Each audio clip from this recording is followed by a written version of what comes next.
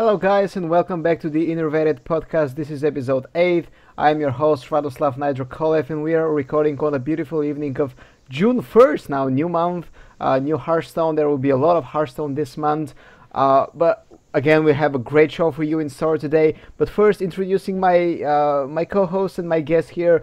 As usual, we have Dichiv tuning in from the lovely United States. How are you doing today, mate? Oh, I'm good. I'm good.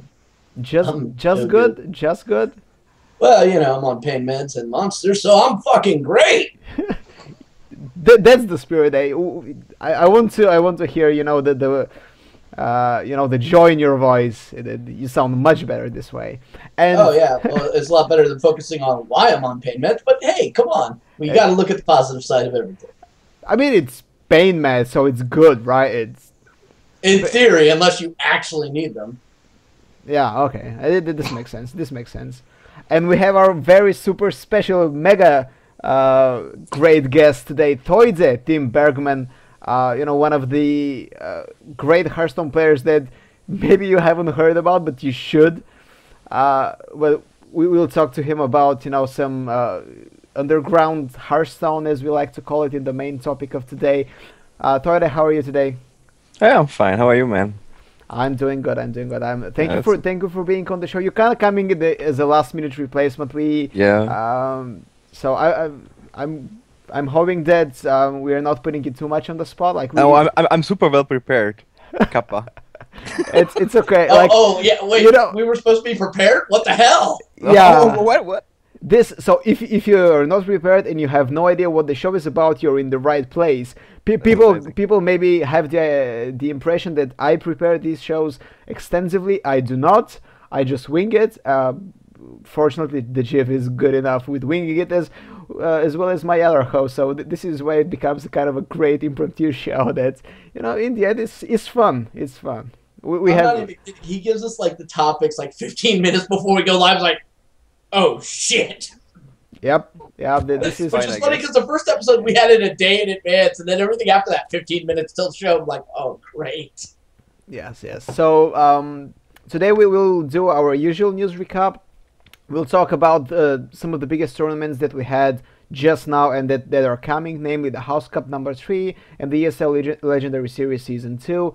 And the main topic for today will be the Hearthstone underground scene. So this is why we have Toide here, who will provide more in-depth insight from what is actually to be a Hearthstone pro player that's not constantly on TV, not on the biggest best branded Hearthstone teams. But we'll get to this all in due time.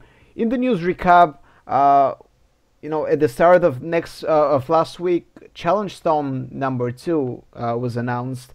We still don't know what the challenge will be. For those of you who don't know, this is the tournament that's being organized by Rania, Underflow R, as well as Tempestorm and Kriparian. And the cool thing about the tournament is that each of the players is given a strict challenge of deck build, and they have to adhere to it, to construct their decks. Last edition was they only had to use even mana spells and odd mana minions. Yeah, like attack minions, right? Oh, odd, yeah. So Yeah. Attack. Yeah, they had to be odd attack. odd attack minions, yes. Yeah, so that pretty much took anything like a hunter could possibly do, with the exception of like one minion, right out the book. So that was awesome. Yeah, so I'm not sure if there is a date for it yet. I think it's sometime in June, but again, the most important thing, the format, we don't know yet. We only know that Trump and Killer will be attending. The grand finalists from the previous season, previous issue. I mean, are you guys looking forward to this? I mean, I know that when the last time we talked about with you, Shiv, we were basically on the same page that this is the most fun tournament that we've ever seen in Hearthstone so far. I love formats that literally are not your typical convention, and I know Tim does this little thing like the Fun Day stream where like he'll get a bunch of friends on. They'll do these impromptu tournaments where they'll have like different rule sets and all that. Like sometimes it's RNG a deck. Other times I know you've done Highlander and a few other things, and it's been really kind of cool. And I really enjoyed that. It was a fun experience. It brought me back to like some of the original days of playing Magic the Gathering and all different formats we could have, like 1,000 card deck, 8 people sitting around it, everybody drawing from the same pile, stuff like that. That was fun. That was a great community building thing, and it was a challenge, and it's like nostalgia for me. So I'm always gonna love that. Yeah, same here for me. Like I'm doing those tournaments like every 2 weeks, I guess. Like some are like bigger, some are smaller. Like always depends on how it turns out. And like we had stuff like only 2 mana cards are allowed, meaning spells or minions. And that one was actually fun. Like we had some which were horrible.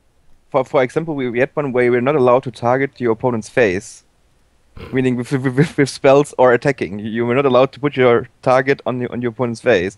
That was horrible. So Because it was just Yeah, a team match. everything was like everything would be like Alex Straza and then Avenging Wrath. No, Alex rather targets your opponent's face. Oh, then so everybody plays Ragnaros then? Yeah, Ragnaros, and you would play Hunter Hero Power. Priest with Mind Blast is pretty good because you don't have to target. that's true. Yeah, stuff like that.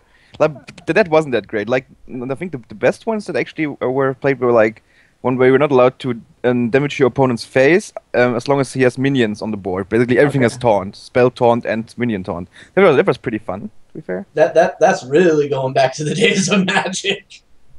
Yeah, like it was. That's. I always support those ideas. I mean, like it's a welcome change to the normal tryhard Yeah, constructed where you always have the same decks and maybe like 1 or 2 cards change. So I really enjoy that.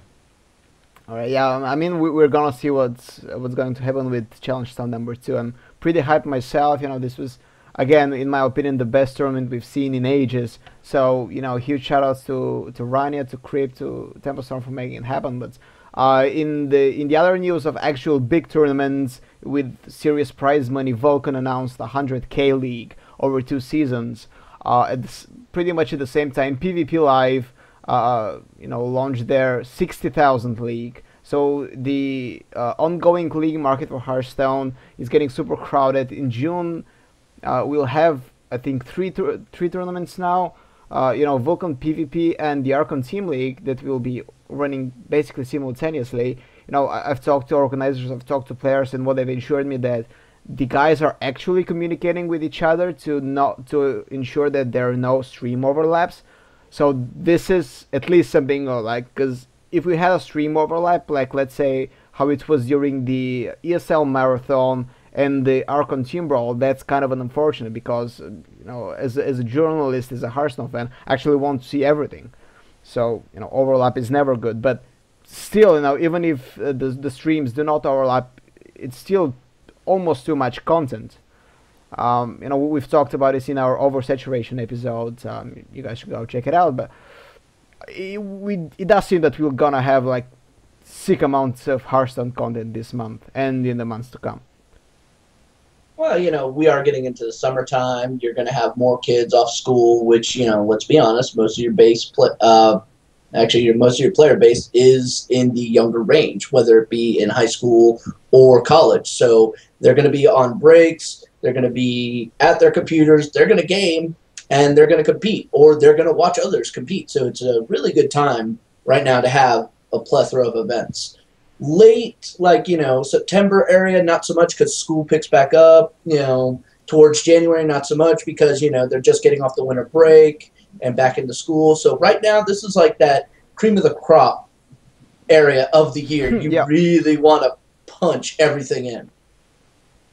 So I think the saturation at this point is okay for this time frame. But any other portion, not so much. Yeah, the PvP league actually, when they were getting their players, they extended 2 invites per team, but they gave it to the teams themselves. So they did not invite any specific players. They invited specific teams, and the teams could send whoever they want. What happened in the end is that most of the teams chose, let's say, their B players, not their biggest stars. So we kind of have a league and a group with not your usual lineup of players. So for example, Cloud9 are sending ECOP and Tides of Time, and you kind of thinking about Colento maybe when you think about Cloud9 as well as Strifecrow. So none of both of these guys will not be playing in this league. Same for Liquid. We have Neri and Shaw and now Cvs. So kind of this is a. I don't know if this was PvP's intent to get these players. I'm just gonna go on a limb and say that they actually wanted the headliners. But I think it's smart from the teams to react in this way, because this is a free opportunity for them to promote the guys that do not necessarily get exposure all the time. Because again, we see Strifecrow, Kulento all the time. We don't see Tides of Time in ECOP maybe so often. Same with Show and Neri, I guess. Savi is always getting the headline for Liquid. When you go to Archon, from Archon we have Purple Drang and Zele, and these guys are almost in nothing when you compare it to Firebat, Zizo maybe. So again, maybe not the smartest move from PvP in terms of how much popularity they will get, but it's at the same time really smart move from the teams to actually send their B-liners. What do you guys think? I think it's like I don't know if you guys know, but I also admin a tournament like Battle of the Best series. I admin there, and we used to do the same thing, like give the invites to teams, and it's an interesting choice. Like as a tournament organizer and probably PvP launch had the same discussion. It's always like, well, if you do that, give it to the teams. The C9 will not send Strive Croclamto. They might send ECOP or Tides. It's like a little bit smaller. It's not way smaller, but a little bit smaller.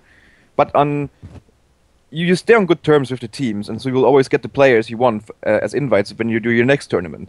So that's basically maybe long-term thinking by PvP launch, and I really like that. I mean, like, and I also support not always seeing the same 8 players being invited as well. So I think that's pretty cool. The only thing is, like, for PvP launch, is like the question, like, is will they get the viewer count they expect to get now? That's the only question that remains, right? Yeah, I think this should be their biggest concern. But then again, like we've talked about this in past episodes and with colleagues and friends and whoever, that it's not really that important who are you inviting, but how are you gonna package it. I know Chiv is a big proponent of if you make it cool, people will watch it. Like even if we have me competing against some other known name, if this is made. If it's polished, if it's good production, if it's good casting, if it's good advertising, people will watch it, because you create stories, you create a good brand, and people start to love it. And PvP Live, for example, like I watched all 3 Tavern takeovers, which were their first events. The first 2 Tavern takeovers were great. They cast it from a studio, and it was Azel and that's admirable casting. In all 3, the first 2 were really great. I really enjoyed them. From the early days invitationals, I think they were probably the best produced events out there. Now, Tavern Takeover 3 had its issues, specifically in the sound department. So I know, I know some people expressed concern on Twitter that. With the they make a, let's say, not the best tournament as Tower Takeover 3. They disappear for several months, and then they come back with a big ass league. So are they really biting more than they can chew, or do you guys think they're fully prepared considering the talent they have working there? Well, I mean, there's 2 ways that you can kind of go about something when you kind of fumble the ball. All right, you can take a step back. Let things develop, right? Let others get their stuff, make their mistakes. That way people realize, hey, not everything's going to go perfect. We've seen that many times in Buy a House, Cup 3, we saw similar. And then you come back in. But when you come back in, you got to remake your name for yourself, because you put yourself out of the spotlight. So if you're going to come back in, you want to overshine the fact that you kind of fucked up before. So you got to do something a little bit bigger, a little bit more spectacular. And I think maybe that's what the approach they're looking at here. The other way you could have gone about this is okay, we kind of dropped the ball, so let's go and do another one here real quick. And this time, let's not drop the ball. That way people know we're consistent. We are always going to be there. So it's kind of a double-edged thing here. I think for their perspective, they probably did the right thing, as long as they use that time to figure out how not to fuck up. But, we'll see. Yeah, the chat is making a comment, and is something we forgot to mention, is that PvP Live is the PvP League has something unique in it, in that players are allowed to change decks between each match. So no tournament so far has had this. Now DreamHack Bucharest allowed changes between every round, but right? I mean, from the big, like, there might be some tournaments, untelevised or something like this, but from the big tournaments, you're kind of not allowed to change your decks between games. Maybe sometimes between rounds, but between games, it's almost never. So yeah, in these the stream stuff, no, you hardly ever see that. The last time I actually saw a big tournament do that was like the Mana Grind MLG stuff. Originally, we were doing stuff like that, but other than that, no. Like, I would be talking inside a match here. No, it's So let's say you have a best of 3 series. So they have a best of 3 series, which is a serious an issue, but a different topic. So let's say you win 1-0, and then you can go back and change. Both can change their decks within a limited time frame. So let's say they're given 2 or 3 minutes or something like this, and they can change their decks and pick something new. I'm not sure if they're locking their classes or something like this. I have to check this, but I know that in their press release they said if you can build it, you can play it, and you can change your stuff between matches, so not only between rounds. So Toyota unlimited sideboard. Unlimited sideboard, basically. Yes. Yeah, unlimited sideboard. Yeah, which is basically what we did at Mana Grind during the MLG days. And that offered some really interesting aspects. People would come in with a zoo deck and switch to handlock. So that we might see that kind of shenanigans again. And that's actually a format that I know players like Nibsh love. So well, I think it's horrible. Yeah, I agree. Like, it's horrible. It's not an esport. It's just ridiculous randomness, basically. That's my opinion. Yeah, because it becomes a mind game. Will he change his deck, or will he keep his deck? And do I want to try to counter change to beat this deck? No, it's all like... Exactly. So it's not very good. You guys do not like it, right? No, I already did enough of that already. Like, I just have to say, like, all the new formats that have, like, been developed in the past, let's say, 6 months, I think are all horrible. I think Conquest is horrible. I think that format is even worse. Like, at BlizzardEsports.com. No, it's just my opinion. I think Conquest is not a format you should use in like a game that aspires to be an esport. Like, it's like the old best of 5 hero elimination was just way more competitive and way better. Okay, fair enough. Yeah, I guess sideboarding is a bit weird. Between rounds, I kind of get it, because I really like how DreamHack Bucharest did it, this year. Because players, that are very flexible, they can really get an edge, because you never know what's coming. But when you're giving somebody an unlimited sideboard, especially when it's a best of 3, so best of 3 is additional problem in games like Hearthstone. I think this will be the biggest problem of PvP, not the viewers, not the player pool, not the production, because I believe they can do a good job, but the weird format and the best of 3, I think that this can be a serious issue, but, fingers crossed that they can actually package it well, and, we get a nice tournament. In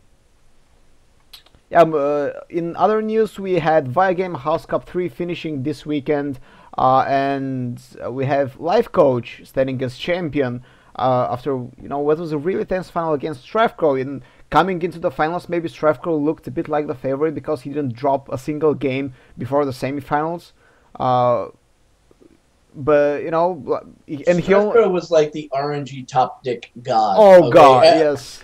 Oh my god, like every single. Oh wow. I mean, I watched him versus Firebat. Like, I own you.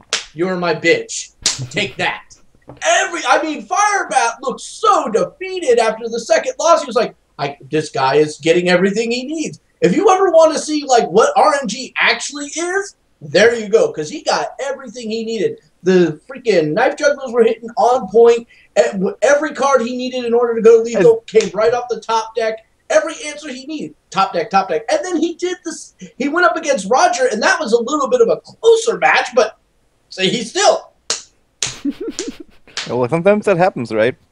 As if people needed more reasons to hate Hunter. Like, if you are not hating Hunter enough, go watch the Firebat series because he 3-0'd Firebat with Hunter, and Firebat brought fucking Priest, which destroys Hunter, and he got shit on. I could not believe it. Like I suck on Priest, and I'm yet to lose a game on ladder against Hunter. You just destroy this class, especially I mean, mid-range face counter doesn't really matter. If you play Priest at least decently, you will destroy Hunters. But Fireball was Priest was his third class, so he was already down 2-0. As you said, Jay, he was not looking happy. He was looking, oh, this is happening. I'm being hunted. In all honesty, the best part of the whole StrifeCrow Firebat match wasn't the actual match itself. It was afterwards. The winner interview. Amaz is literally right there next to him, and Amaz, I don't know. He kind of said he wasn't, but he seemed salty as fuck. Oh yeah. StrifeCrow just crushed the shit out of his show pony. I mean, it's like, oh yeah, whatever. I mean, he acted salty. He was just like, you guys sucked. Fuck off. Okay, I haven't seen the series, but there was StrifeCrow bring a mid-range hunter or like a face hunter? Because it was more face, to be honest with you, but it had some interesting tech choices that was like this hybrid. Let me check. I'll check it quickly for you. So StrifeCrow hunter. Yeah, so it's basically a standard hybrid hunter with all the early pressure, and his mid-game minions are 2 shredders, low tap, and 2 high mains. So I think that has a reasonable matchup against Priest. Yeah, maybe. The high mains are just still strong. They've always been strong in control matches. And and even for a Priest, it's not easy to remove a high main. No, it's not. It hasn't gotten any easier since the last year, I guess. No, I mean, the best scenario there is so late game. It's not even funny. It's like, okay, I'm going to shrink Meister this, and then I'm going to try to do some shenanigans here. No, you cannot. If you shrink Meister, you cannot do shit because it's the 4 power. So you can only hope for, I guess, Death plus Holy Nova, but it's 2 turns too late. So and you need to have those, because that was always the problem. Like Priest, in theory, always had a good matchup against Hunter, but then the Hunter will play Hyman and you don't have to Shadow with Death. Then he doesn't play the Hyman, you have to Shadow with Death. You know what I mean? Because Priest always wants to answer, and the Hunter just plays on curve, plays what he has, and the Priest needs to have the right answers. That was always the problem. That's why Priest lost. And even if they had the Shadow Word Death, you still had 4 damage come to your face next turn anyway. Yeah, of course. Yeah, I mean, what do you do at that point, Cry? Yes, you do. So it was just not Firebat's day. I mean, and he's sitting in there in his Batman pajamas. He just wanted to go back to bed after that match. He did. He was like, no, I shouldn't have gotten up. Yeah, sometimes it happens. Yeah. To be fair, I mean, Firebat did put up some great games. I mean, he's still #1 in our rankings, and he's had impressive performances this year. So I actually expected him to go to the finals. He was like my personal favorite alongside Sivka, but Sivka was more of a fanboyish pick rather than something that's rooted in let's say his career-long performance and form or whatever. But I think he's one of the informed players in Hearthstone at the moment. He's actually full-time Hearthstone now. He told us in a recent interview when we were doing for Hearthstone the revival, and he told us that I'm going full Hearthstone now, like no MTG stuff, no more juggling between 2 games. Hearthstone is the game for me, and we can see the results. I mean, he went to China versus Europe. He won Bucharest, top 4 in top 4, right? In House Cup. So yeah, he made it to sub 4. Yeah. What are you guys, your general impressions from House Cup 3? I know it's we did an article last week. We also did a podcast, predicting the meta game. It's kind of like as we expected it, right? Like Green Patron and Warrior in general was banned or immediately picked if it wasn't banned, and we had Warlock not really banned, but immediately picked in the first ban phase. We'll have stats for this, on the side tomorrow maybe or later today. But I guess nothing. I would say nothing unexpected. The curious things like I really loved was Theis's and Life Coach's Shaman. So if you guys if you guys didn't see it, these were anti-freeze mage, anti-handlock builds, like with Clockwork Giants actually. So these were one of the most fun series of the entire tournament, because the what's a shaman versus handlock look like in this case? The shaman plays a giant, and the warlock, the handlock, BGHs it. Then the handlock plays a giant, the shaman BGHs it, and this is the entire mid game. So the guys are kind of swinging back and forth. So these were really interesting decks, and these builds are also they show how flexible you can be in a format like House Cup. You will never bring this deck to any other tournament, period. Oh, no. Because it's too tailored. So this is a counter pick that you make when you know your opponent has picked handlock, and you have to know that he's playing handlock, etc. You have to leave handlock open and whatever. But really smart move from Theis and Life Coach. I mean, Life Coach won with it. Theis went to the quarterfinals, so good decision overall. Yeah, they listened to me, Shiv. They listened to me. I predicted Shaman to be deck of the tournament. Yes, you did. Yes, I did. Yes, Yes, you did. I was one of 2 people, I think, who did it. Let me open your predictions, Toire. Yeah, you can open them. Okay, so you say Hunter and Warrior most banned. You're correct. You say and Warrior most picked. Let me just pull out my stats. Yeah. Where are my stats? Come on. Just pretty close. Come on, stats. Okay, so you said Druid and Warrior most picked. You're not correct. It's Warlock and Paladin actually.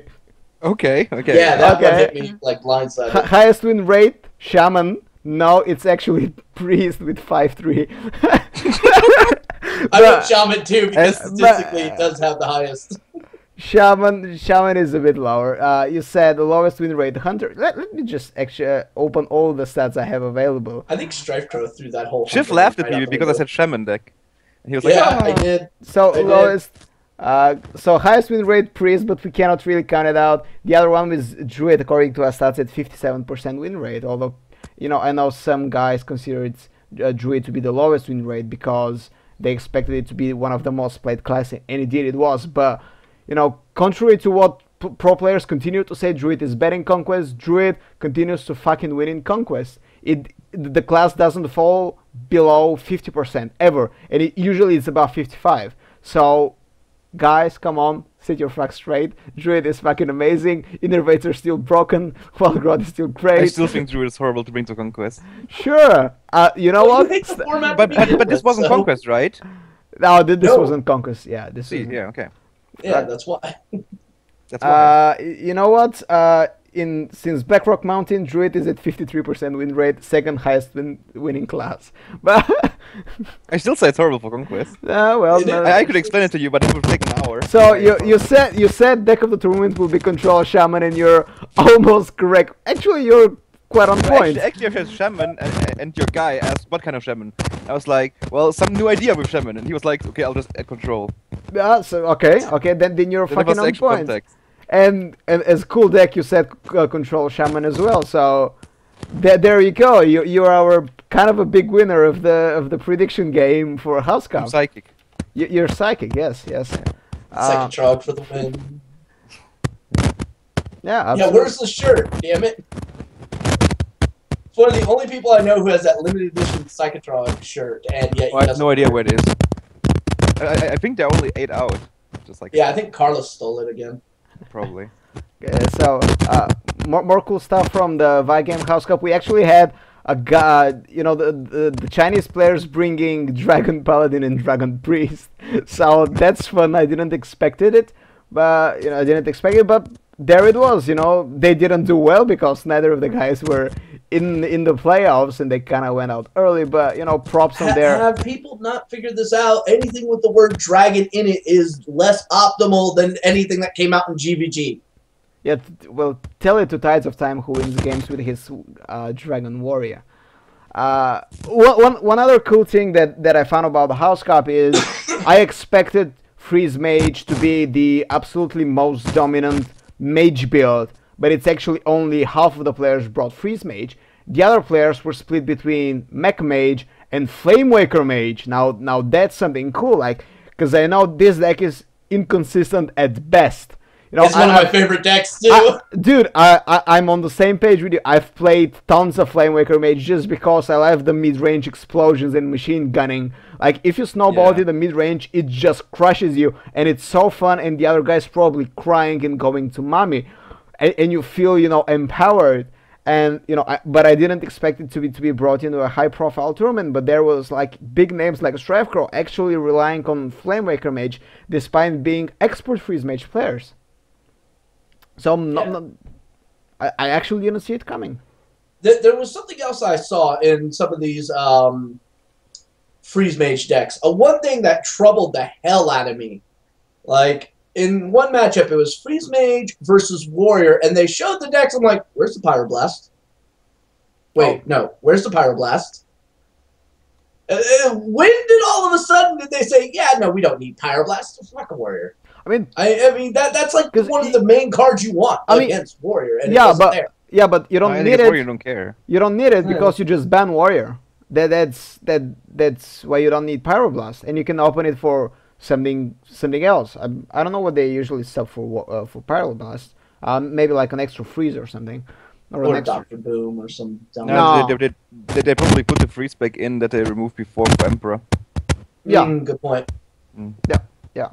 But anyways, moving on from Vagam Housecut 3, you know, congratulations to Life Coach. This is actually his first major victory. He won some small online tournaments, but they are not really important, as important as Vagam Housecut 3, we should say. But, you know, moving on, there will be one big event coming June 5th, 7th. So, in just a few days, it will be the ESL Legendary Series Season 2 finals. So, we have a lot of big names and a lot of up-and-coming names. Among the former is our life coach, Colento. We have Reyna, Trump. We have Roger. You know, this guy is a monster, apparently. We have Silent Storm, the previous winner. We have Kiyuki, one of the old-school Paladin Revolutionists. And a lot of underground names. You know, we have Osaka. We have Domdus, Demigod, KitKats, The Rat, Phone Tap. You know, a lot of guys that the world hasn't heard of or doesn't really know well. Looking at the player list, guys, who are the players to watch and who are the favorites, at least on paper? The favorites on paper is almost certainly going to be like Colento and Life Coach, mostly because, you know, Life Coach is coming off the Via Cup House win, and Colento is just a staple that everybody votes for. But for me, personally, I'm going with the Cheesecake. I'm going to support that damn bastard every single way I can. Astakaka, I mean, he played in my tournaments back in the day when, like, nobody had anything, and he did great there, and I think he can do great here. He damn near took, what was it, Seat Story? Yep, second at Seat Story. Damn near went all the way there, but I think maybe this might be it. And also, look at that, KitKat's coming back into the scene. Hey, haven't seen you in, like, forever. So, who knows? It could be interesting. It might be actually KitKat's turn to come up and shine, but yeah, no, I'm still going with Astakaka. Toide, what about you? I'm also going Osaka. Okay. Right. Osaka first, Silent Storm second. Yes. That seems rather plausible, actually.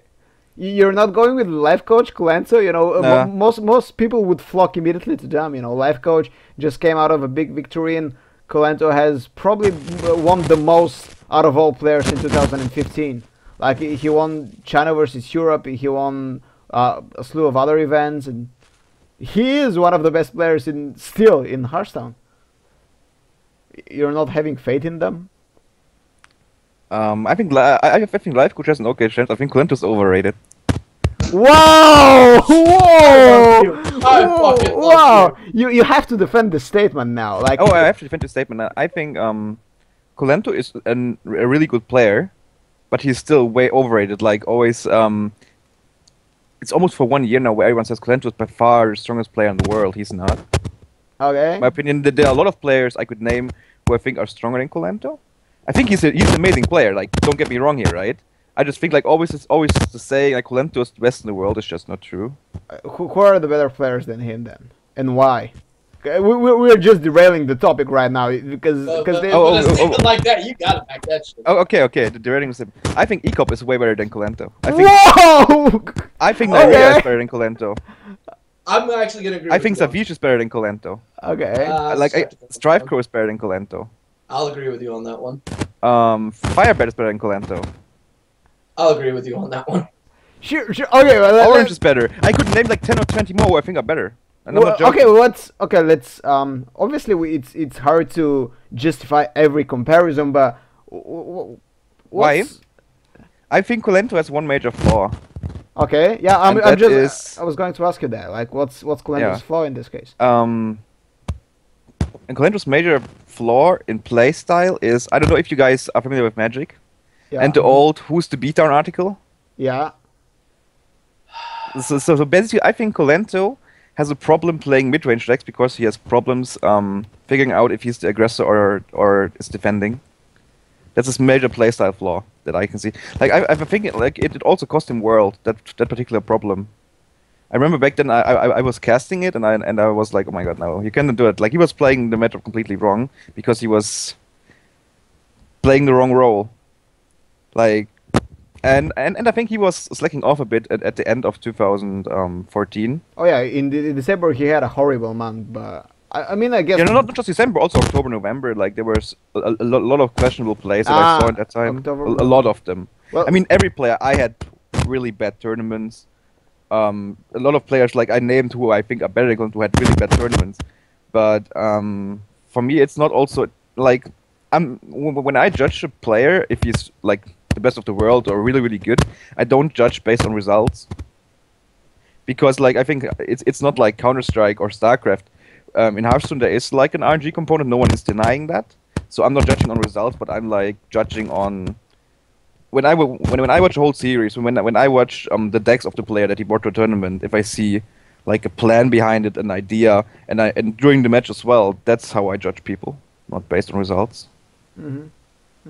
yeah, it's I've talked to a lot of pro players in the various events, and you know everybody when we talk about Kolento, because I remember clearly the interviews I did during House Cup #1, and you know he was considered the favorite to take it all, and I was asking people why, and everybody says because he's a machine. Like the guy basically never stops playing, he never stops practicing. So this is what surprised me when you said that maybe he doesn't know how to play, you know, mid-range decks because he cannot really identify the role he's in. Is he defending? Is he attacking? So. That's a flaw I saw when I watched a lot of his games. In my opinion, like I could be completely wrong, and you can start bashing me. It's fine, but No, that's just my it's- personal opinion. What I know is that I'll be watching Colento's games closely in the ESL Legendary Series. Yeah, do that. Yeah, just spotting this because it's really something interesting. I'm not one to express fanboyism anywhere, you know, except when it comes to Savis. But yeah, you said Savis. I'm also a Savis fanboy, so Yeah, that's fine.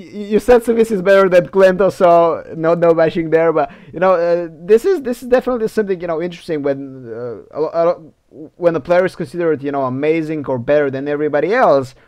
It's kind of easy to miss their flaws, and you know, if you say that this is his flaw, it's very possible. And now Well, I mean, at least that's one flaw I spotted when I prepared for him, because I would have maybe faced him in a Seed Story Cup.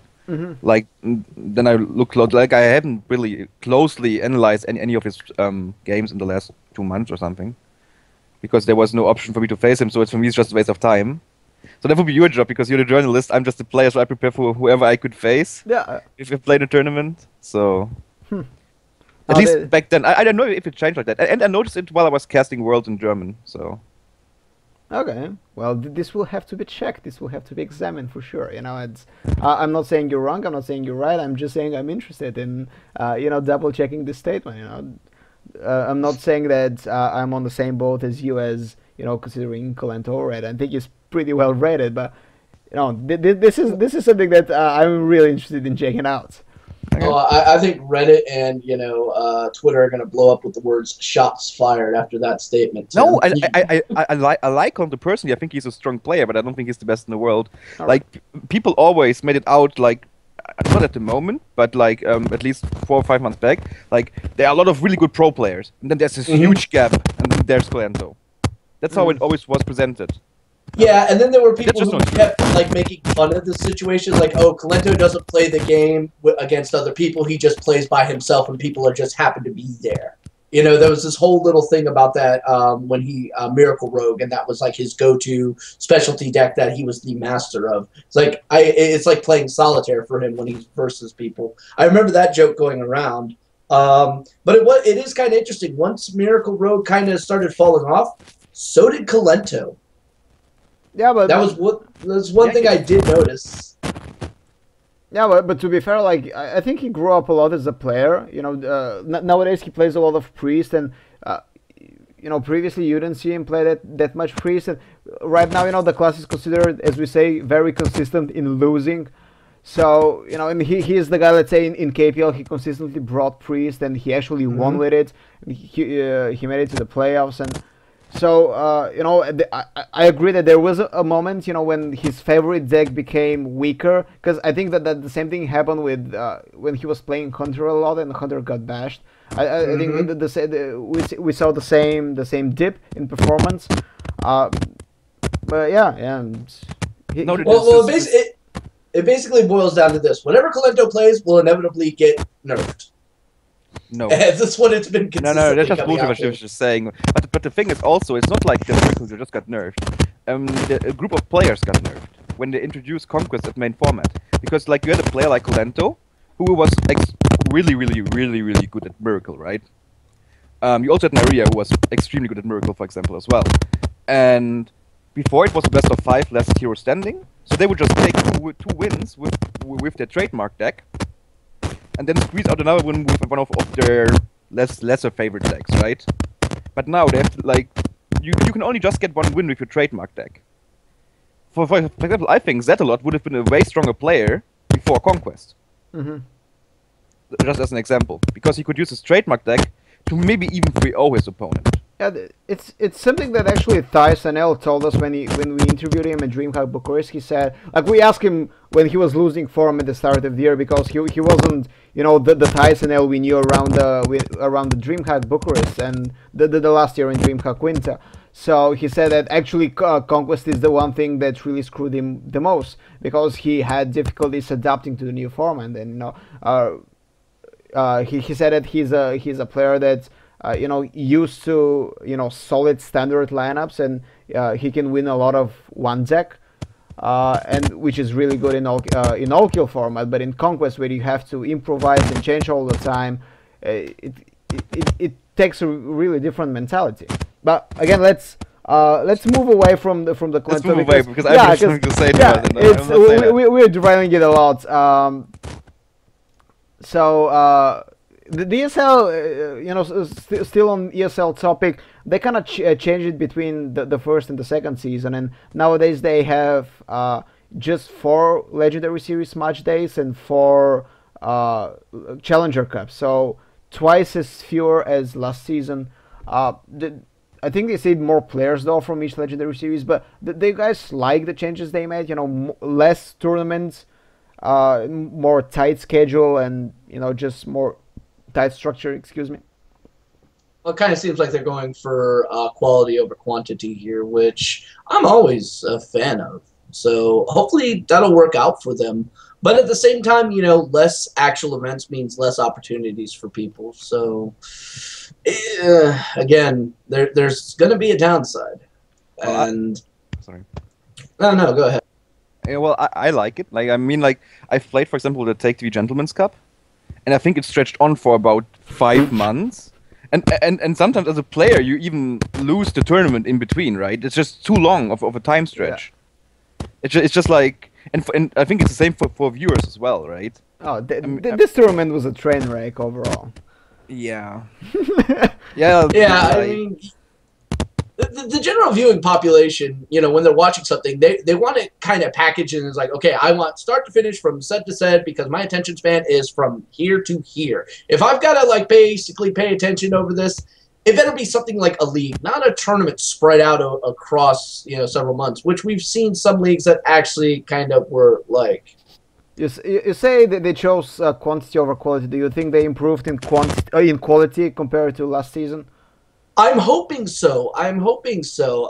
But again, I'm gonna have to wait till I see what it is. I mean, you could say, "Oh yes, we're going to do this. Oh yes, it's going to be different from this," but then it ends up being the same exact thing. Well, we So, already saw the challenge, the Legendary Series match days. You know that they were broadcast as mhm. well. If you compare them to the last season, do you think they've improved at least in production? Yes, significantly, Milka's doing a and good job then, pretty much. pretty much. Yeah, it's I don't really want to like talk on casters because there's only like a few of them that I actually know and converse with, and some of them can be a little, and some of them are really great, and I don't like to get into that aspect of okay, it. It's okay. it's a topic I try to avoid Come on, because come there's on. so much shit I there. fired shots earlier. Now it's your turn. Come on. Nope, not gonna do it because I gotta He's work with these bastards. Screw he's you. Chip has fired a lot of shots during our show, so Yes, I don't have Logan here to insult, so damn it. Uh, the guys saying that because I had an argument with Luffy on Twitter a few weeks ago about a topic that will just come in now and about ESL Legendary Series being one of the best tournaments for underground players to make their names. I mean, the ratio between invited players and qualified players is 6-2 in favor of the qualified players. And even though there are fewer tournaments overall compared to season one, everybody can do it. Everybody can sign up. You don't really need to be NA or something.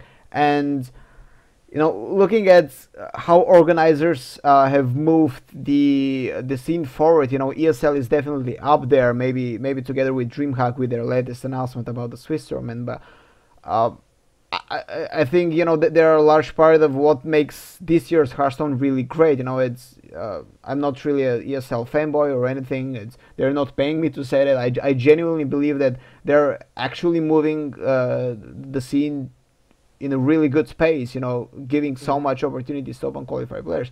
The guys think that the organizers should be looking up to them and maybe taking a page off of their book about how to construct a tournament. Yes, because this like half cherry pick shit that we've been seeing since like ever and a day. I'm just actually kind of happy it went from all invite only to like a half invite system, but I still feel like a half invite system is really just disingenuous. Not that I don't think these pro level players and these guys with their streams and all that don't deserve this opportunity. I don't think that at all. But I think that they should have to earn that opportunity like everybody else. All right. You're already making the big bank. And here you are getting a free ticket into these tournaments where you got these players that, are working day and night to improve their game, struggling that most people have never heard of, trying to get in there to get that same kind of thing. It's like twice as hard for the qualified player than it is for the invited player. And, well, screw that. They already got bank. I want to see the underground rise up and get their cheddar. Other than that... Speaking of the underground, this is actually our main topic of tonight. The underground Hearthstone, and look, we I segued. yeah, so flawlessly, and we almost I didn't know. notice. We almost didn't I notice. just read the message with the mic. I'm sorry, I had the wrong mic activated. It's better now. Okay, thank you. Yes. So I'm sorry. we I'm love- sorry. Okay, so you could have just said something really quick. I could have fixed it right away. I just I didn't read mean, it. the man's got a blue Yeti, and he's sitting here using this boom mic that's crackling. Yes, I'm in my sorry. I have a ear. Blue Yeti now. It's better, right? Okay, I'm sorry. awesome. Okay, Bastard. so our main topic for today is the underground Hearthstone, and this was actually suggested by our friends from Vicious Syndicate. The team. They actually had to be on the show today, but couldn't quite make it. So this is why we brought in Thoide on a short notice. But Yeah, apparently there was a breakdown in communications and misunderstanding on nevertheless, we're still here having a great show. But the underground Hearthstone is a topic that we've been touching here and there in past episodes, but not really fully explored. We've talked about it when Orange won ESL Katowice, when Osaka was making his name in Historica. We've been saying that this is the year of the newcomers, of the underground guys, to make their name for themselves. But something that we never really explored is the life of the underground player, because we've never really been underground players. We've never really experienced, the struggle. So, I'm That's gonna. why we have Tim. Yeah, this is That's why why we have me. Okay. this is why we have Tim. So I want to start here throwing the. I'm going to put Tim in the spotlight and ask him the harsh. Is this the harsh truth that fame is still what counts in Hearthstone, or has it gotten better in No, 2015? It it's hasn't. it's still just fame. I mean, I can also tell you because I'm living both sides as tournament admin and as a player, and I can just tell you like the only thing in the end that counts is the little red number in the bottom right on Twitch. Like it doesn't matter if you're the best Hearthstone player in the world. If someone wants to watch Barack Obama play, he will see Barack Obama play.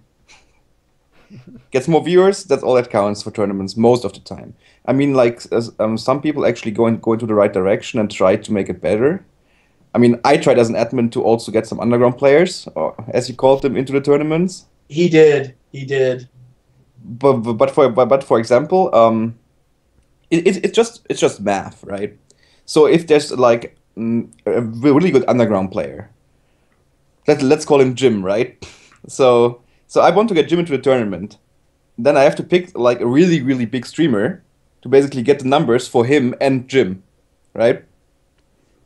That's the way it basically works. Like it works if you have Amaz and Reynard playing. Well, then it doesn't matter. You can have whoever else you want playing in the tournament. Then it's fine. If you have like mid-profile players, and like it gets hard because then you get lower numbers as a tournament organizer, and lower numbers means sponsors will start ask questions. At some point, they will ask more and more questions, and then you don't have a sponsor anymore, and then there are no more tournaments. So. So it's still the harsh reality. Like if you don't have fame, you're not fit for invites. You're not fit for tournaments. At least in the organizer's point of view. Okay, that's a bummer. Although I really thought, I'm just looking for being on the outside looking in. I thought that Blizzard's policy of how they reward World Championship points, and then you have to have a good mix of invites and qualified players, made it at least a bit better for underground players to go out there. So Are you kidding? It's easier, but let's. I've actually been doing research on this because I'm actually going to be putting up my own Swiss tournaments here in the near future. You look at the Hearthstone Cup portion of that, where you don't have to have any money given away and all that. You can have like a monthly tournament. You can give away a max of 17 points out of that one tournament, right? Now you go start looking at the paid tournaments. You can give away more points out of those paid tournaments. Those paid tournaments are pretty much geared towards these pro-level players that already have sponsors, that have stream viewership. So really, the underground player kind of gets shafted on that as well. To be honest, Blizzard's changed when they went to 8-player, like 50-50, right? That's what they did. Mm-hmm. It actually hurt underground players more than actually helped them. How so? Okay, let's say before you had a 16-player tournament, you had 14 invites to qualifiers. Or you had 16 invites, right? Yep. Well, there was just take me as an example because we wanted to do that, right? So before there was a 32-player tournament, 30 invites to qualifiers. I had reasonable chance to get invited. Now they can only invite 16 people. I have basically no chance to get invited. Because there are less invite spots. Mm-hmm. All right, but you can qualify then. You can... Well, then it will be a qualifier. 2,000 people will play for like 16 slots, and it gets easier to actually get your first tournament play, but then to get re-invited, it hurts. Like it basically reduced the number of people who could actually afford to actually participate as a pro player, because you will not get the invites because basically the invite spots got reduced. Okay. Yeah. I mean that's a harsh reality for me personally, at least. Like before, like even a 16-player tournament, okay, like with some networking, I might have a chance to get an invite there, right? Now if they have 8 invite slots, like those will go to the players, or let's call it streamers, they need to actually get the numbers. All right. That's the harsh reality. Let's talk more about the life of the off-Broadway player. So what? Yeah. Like, what are your everyday struggles, if I may put it like this? Like, what do you have to do every day as a Hearthstone player to get a chance to get your name out there in the spotlight? So we were talking to someone who is really good, but has never been on any bigger stage. Basically, you just scout the meta, play as much as you can, and try to participate in every qualifier there is, All or right. even two at the same time. Like every qualifier, you try to take every qualifier to get your foot into the door. Is that streaming, for example, like make an engaging stream, get your name known through streaming, and then maybe earn invites like this? Because a lot of initially when Hearthstone started, a lot of players were invited because of this. Like they back then, nobody had results because there weren't any tournaments, so people were inviting people based on their viewership numbers. Now, these guys did get some results because they were getting these invites back in 2014. But isn't creating a quality engaging stream a way to get yourself known, even if you're lacking results? It's way hard. That like we had the exact same discussion back in Innovation in April, May 2014. And I had a discussion with Narir, Number Guy, Cypher back then.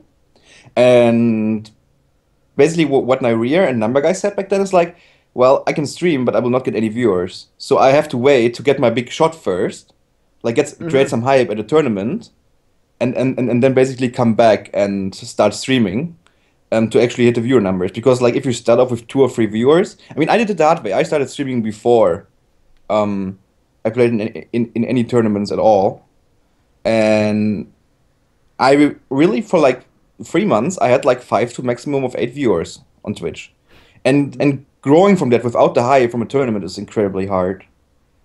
And in 99% of the cases, it doesn't work.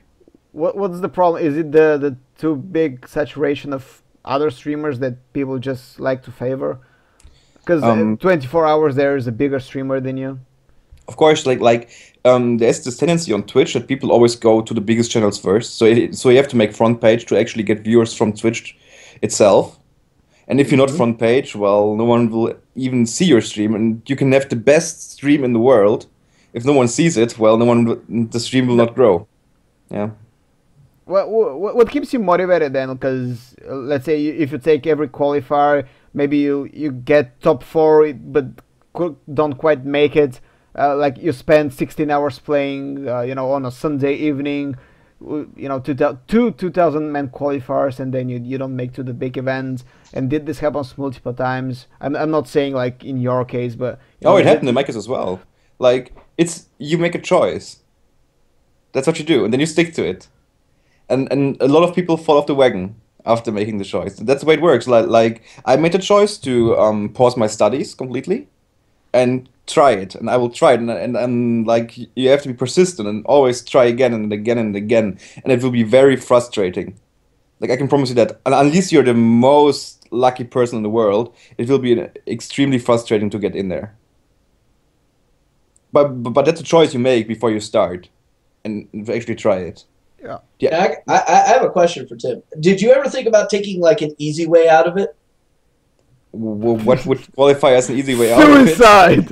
No, no, no, no, no, no, no. We're not going to go that route. Now, you started out with streaming. Now, you and I both know that there are methods of increasing your stream numbers by artificial means. And there has been some people who've speculated some of the more well-known streamers have done this in order to rocket and propel themselves up. Have you ever considered having to do that?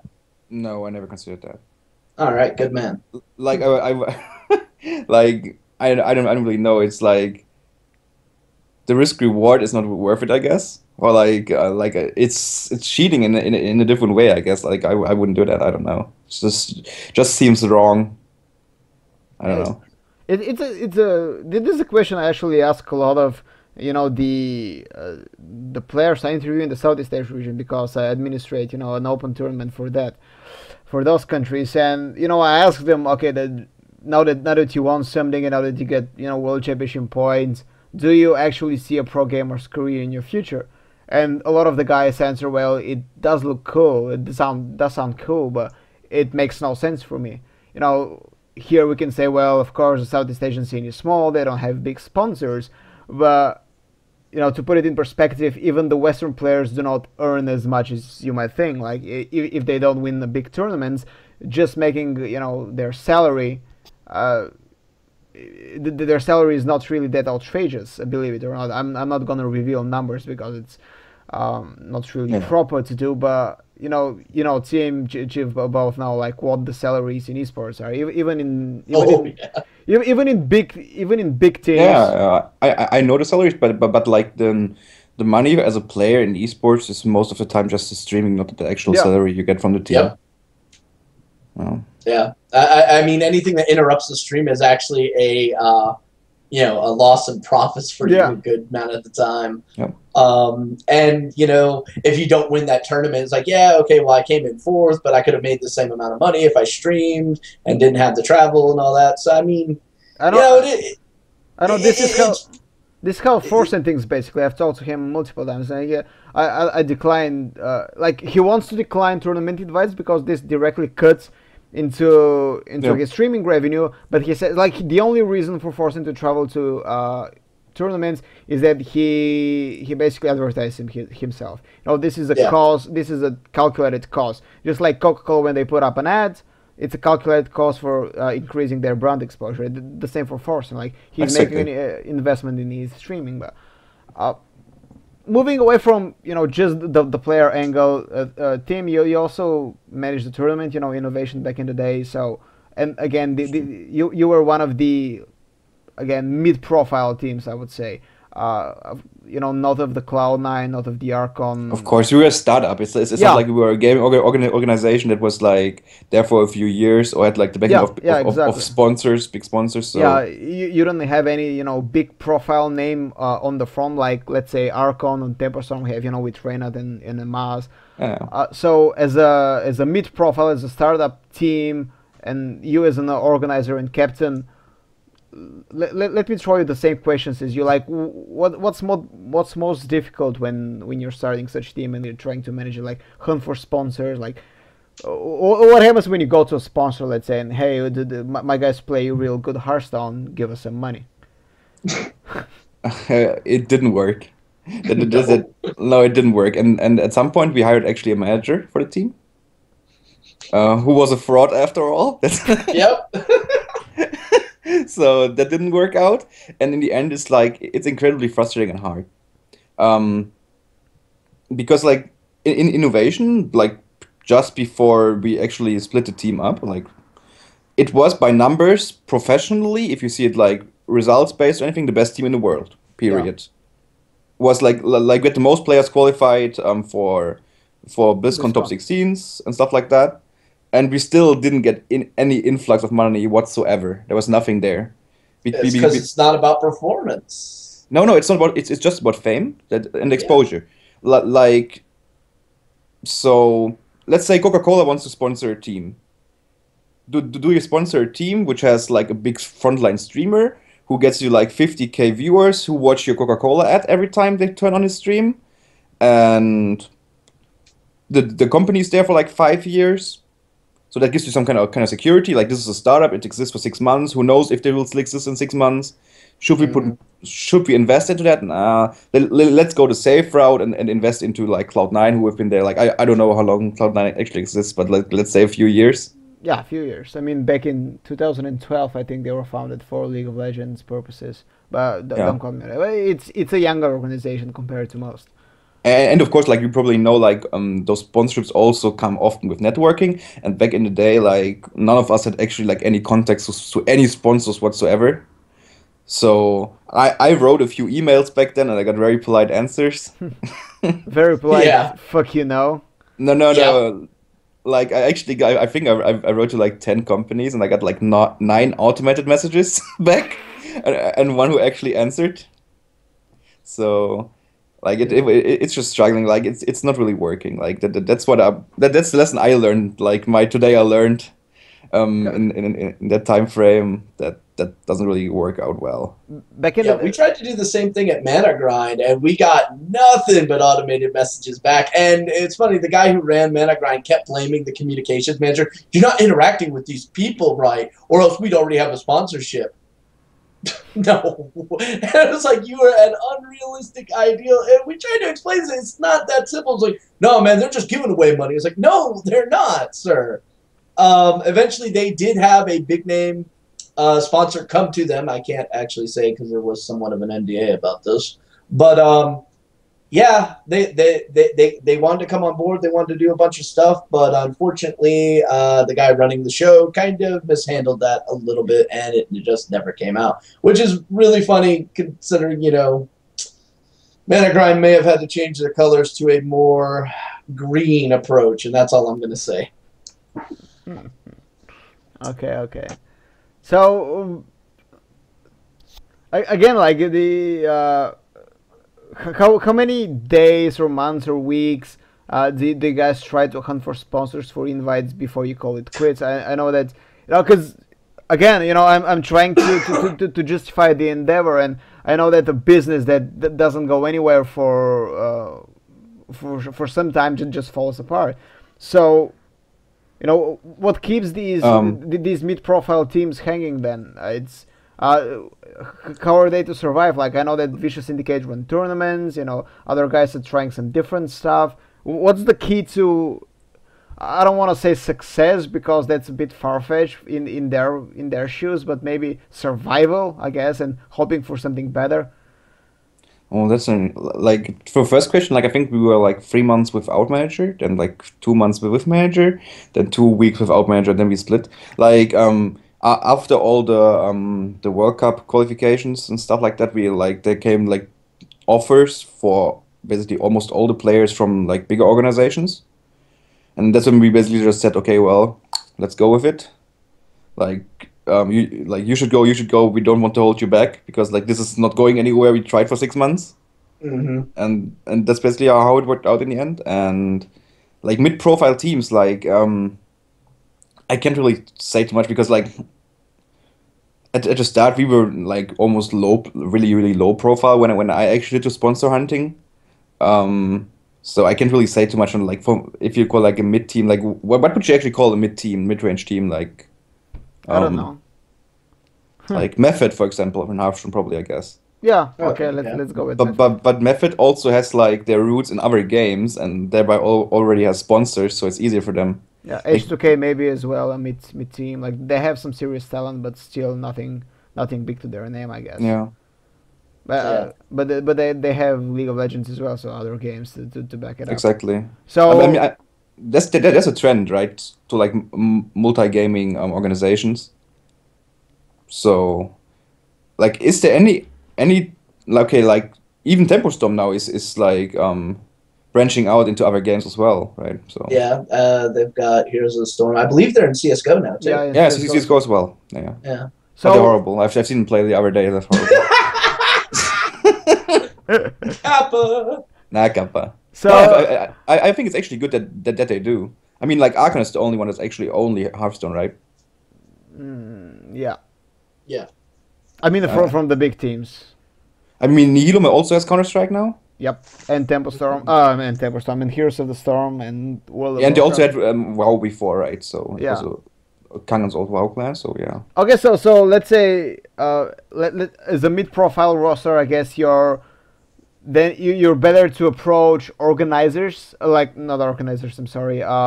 Multi-gaming organizations and try to get picked up by them instead of just actually Yes. directly approaching sponsors, right? Exactly, and that's what we tried as well, and that didn't work out as well. So Yeah, I think the sponsors want to see an organization that has at least some diversification. That way, at any given time, there's going to be a tournament here, tournament there, tournament wherever, and they want their brand represented across like every single aspect of esports. And if your only focus is just on one little small frame of esports, then the sponsors probably going to go, well, that's cool, guys, but we're looking for a little bit more exposure, and we don't really think your organization can provide it. So I think you almost have to have like a multi-gaming organizational team like from the start in order to be even recognized now. yeah, But, and the thing is, when you as a team approach like a multi-gaming organization like that doesn't have like what's actually a multi-gaming organization that doesn't have a Hearthstone team yet. Okay. Well, Fnatic barely don't anymore. So. Yeah, Oh, okay. God. So you would approach them, and the thing that happened, I will not name any names, but like the thing that happened is like, yes, okay, you have a functioning team and you're amazingly good.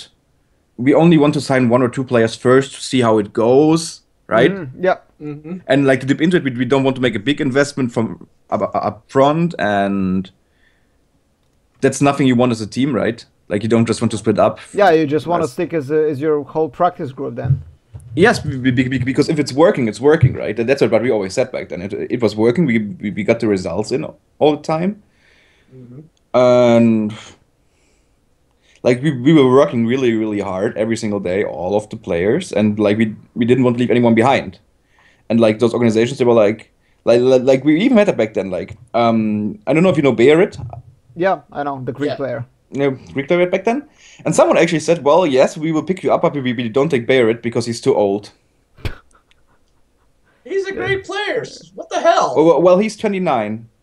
And What happens if he turns 30 and decides? I don't know. That's what they actually said to me. Wow. he turns 30 and what? Grows up? Yeah, I don't know. Fuck card games, man. Children's card game. This is. I know, right? Like, what, Yeah, I don't know. You turn That's 29, actually what they decide to said go to me. retirement home? I don't get that. That's Hey, I'm see, 28 that's pandering this to the year. age demographic thing, and I get this myself when I stream. Like, aren't you like 50, man? Why are you? Yeah. One, And not you know what 50. I said? I was like, what the fuck? I'm 27. I was 27 back Mhm. then, right? And he was like, well, 27, 29 is a huge difference. No, it is not, sir. That's what they said. And I was like, okay, yeah, never mind. Like, and then it just like died down, all of it.